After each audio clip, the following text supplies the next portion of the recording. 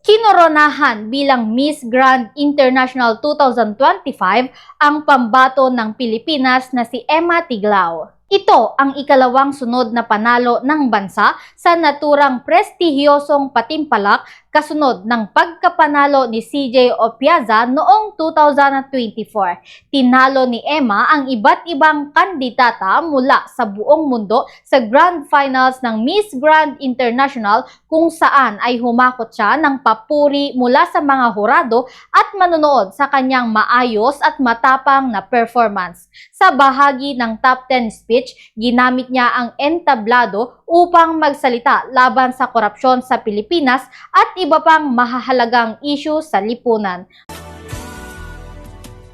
As a journalist, my heart aches for my country drowned by corruption, for the lives lost to earthquakes and typhoons, and for journalists like Mariam Abu Daga from Gaza, who died for truth. We are not born in fear, but to hope, to love, and to live in peace. Peace begins when parents teach children with compassion, leaders embody humility, youth find their purpose, and when we live with empathy and kindness. Han Kwanrak, Kap Krabab Siap Siang Ti, Grand Si Sudsu Santipapka. Let love be the grandest voice to peace.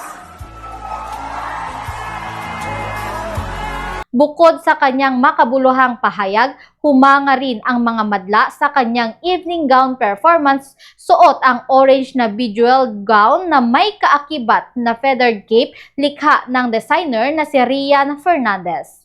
Pumwesto rin sa kompetisyon ang mga sumusunod: first runner-up mula sa Thailand, second runner-up mula sa Spain, third runner-up mula sa Ghana, at fourth runner-up mula sa Venezuela. Matatandang nakuha ni Emma ang korona ng Miss Grand Philippines 2025 noong buwan ng Agosto at ngayon ay dala-dala niya ang karangalan ng bansa sa pandaigdigang entablado.